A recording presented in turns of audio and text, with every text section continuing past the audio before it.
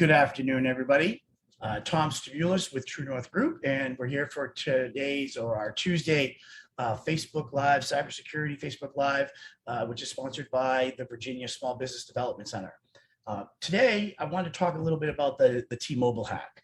And, there's a lot of you that may use T-Mobile, and I wanted to kind of summarize what happened, why it happened, and then what are some of the things that you can do to protect yourself, even though your data may have been stolen. So earlier this month, T-Mobile experienced a breach, and in that breach, they accessed about almost 55 million records of prospective, former, and existing clients. And what they got was people's social security numbers, their phone numbers, their names, their addresses, their dates of birth, driver's license. And then if you purchased a T-Mobile prepaid card, then they also got that PIN number that's associated with that prepaid card. Now, the issues that I have with this is that it was a brute force attack. And we've talked about brute force attack in the past. And what that is when there are no limits set or parameters set to restrict the number of wrong passwords, then you can continually type in a new password because you're not going to get locked out. Now, a lot of places I'll tell you that, we say lock it out after 3 or 5, make it 15 minutes, make it 10 minutes, make it 5 minutes, whatever you want. If you have those controls in place, then you can't do a brute force attack. It would be ridiculous because you get locked out for 5 minutes, you do 3 wrong ones, and sometimes you can go through hundreds of thousands of passwords. So the hacker, which is a 21-year-old hacker, an American citizen who currently lives in Turkey, they found an unsecured router in Washington State. And now, when you say unsecured router, most likely, they haven't specifically said it, but what that normally means is that the default username and password that comes when you take the router out of the box was still there. And that means that an individual that set up that router either did not follow the protocols that T-Mobile has in place, or that T-Mobile doesn't have protocols in place, or T-Mobile doesn't run an effective vulnerability management testing of their routers, because the cheapest type of vulnerability scanning tools will tell you, if you run it against a device, whether the default username and passwords are in place. Now, another disturbing thing was that individual broke into their test/dev environment. And most organizations, you're going to have what we call a dev environment or a development environment. And that's where your people, your employees or your IT people will set up devices, tear them down, mess with them, configure them, but it's in a development environment, which is not touching the production environment. And it's not dealing necessarily with real data. Then you have a test environment, then you may have a user acceptance environment, and then you have your production environment. Well, according to the news reports, this individual got into the dev environment and then eventually found his way quite easily to the databases that were housing all of these accounts. That shouldn't happen.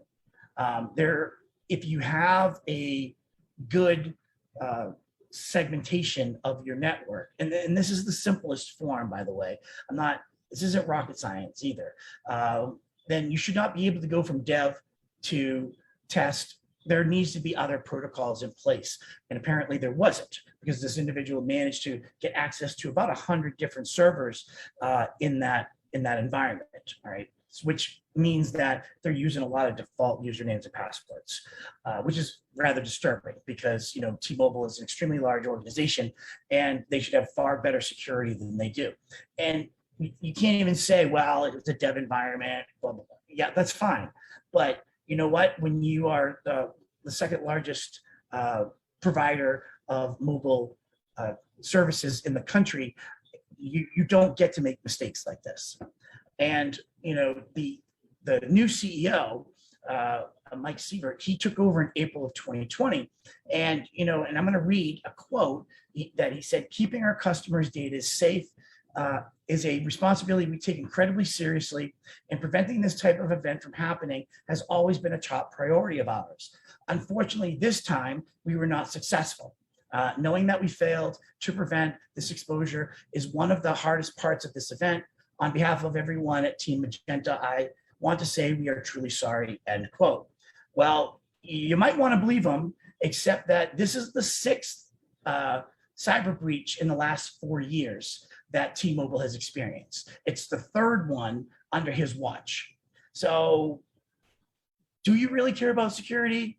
I'm gonna say no, you don't. All right, I'm gonna say that if you did, you would have learned your lessons back in 2018, 2019, 2 in 2020, and now 2 in 2021. And you know what? You guys might be saying I'm a little harsh. I am harsh, all right, because of the fact that I've spent hours with our small business owners trying to encourage them to put in the simplest of security that these guys can't even put in, all right? Which means that your security is probably better than T-Mobile's. And you don't even have the resources that they have. So when someone says that they care about security, prove it. So enough on that. And like I said, now the hacker that got in, this 21-year-old, you know, his name is John Aaron Binns. He's 21 years old. He lives in Turkey. And basically, like I said, he hacked an unprotected router. And he was quoted by the Wall Street Journal that their security is awful, all right, end quote. So it was that simple for him to get into that. It just takes time. And I've talked about this over and over again, that hackers have time. We don't. We don't get to take breaks. We have to remain vigilant at all times. We can't just say, well, I really don't feel like doing that patch, or I really don't feel like following that procedure, because if we don't, someone's going to find that and going to exploit that. So your data, if you're T-Mobile, even if you thought about being T-Mobile, or you bought a prepaid card, you've added that, you know, you're at risk. All right, and you're at risk of identity theft. And one of the biggest risks is that there's a very dangerous SIM swap attack, which they will switch your SIM, which is the SIM card that you have in your phone has specific data on there that they can actually switch and steal your identity. So, and they'll use that information, like I said, to steal your account information and potentially steal your identity. And stealing your identity is gonna hurt. Financially, time-wise, across the board. So what can you do? So the first thing that I would tell you to do is, if you're a T-Mobile account holder, go change your password to your T-Mobile account, all right? And change it to something that is complex. We've talked about password managers. We've talked about using passphrases and so what you want to use is you want to use a passphrase or a long password, minimum 10 characters. You want to use upper and lower alphanumeric, all right, your numbers, and you want to use special character. So that's the first thing you do. Now, T-Mobile does have some applications for your phone that you can download. So the first thing I would tell you to do, a second thing, after you change your password, is go to the Apple Store, Google Store, Android, whatever you want, and download the T-Mobile Scam Shield. And what that does, there's two versions. There's the free version and the premium version. The free version does scam block. So if the T-Mobile believes or identifies that the phone number that's calling you is a scam, they're going to block that scam number, because that's how these individuals that have this information are going to try. They're going to try phishing texts, phishing voicemails, things like that. It also does scam reporting. It identifies caller ID. So if when someone's calling, it's an unknown number, they'll try to identify that. And then there's also where if you have an individual phone number in your favorites, it will allow that favorite number to come through. Now, I couldn't find out what the premium costs, but what the premium allows is that there's personal number blocking, there's categories. So you can say that I want you to block all telemarketers or all suspected telemarketers, and T-Mobile will block those calls from coming into your phone. It also does a reverse number lookup. So if you get a number that you don't know with this premium service, you can get that and you can look it up. And lastly, it'll also do voicemail to text. So when you see a suspected spam, you'll see what the thing is, and you delete it or whatever. Now, it is premium, but I would recommend you call T-Mobile and tell them that you want it for free. It's the least they can do for the fact that they've lost all your data. They have a responsibility. They should have offered it to you automatically, but I didn't read anywhere that they did. So demand it. Because it's your identity, not their identity, and they're not going to help you recover if your identity is stolen. I haven't seen, I think they've offered like Disney Plus or something like that for a year. Yay. But that really isn't going to prevent it. But you want to make sure that you look at your credit monitoring. The other thing is that, and if you go to the T-Mobile site and you go to support, there's I think it's a services under support, there is an account takeover protection where it will prevent the transfer. Basically, it locks your number and it prevents the transfer of your number to a different carrier. Two things to keep in mind: it has to be done by the primary account holder. So if you have a family account, the billing individual is going to have to call, and then you're going to have to request it for each phone number. So I would definitely do that.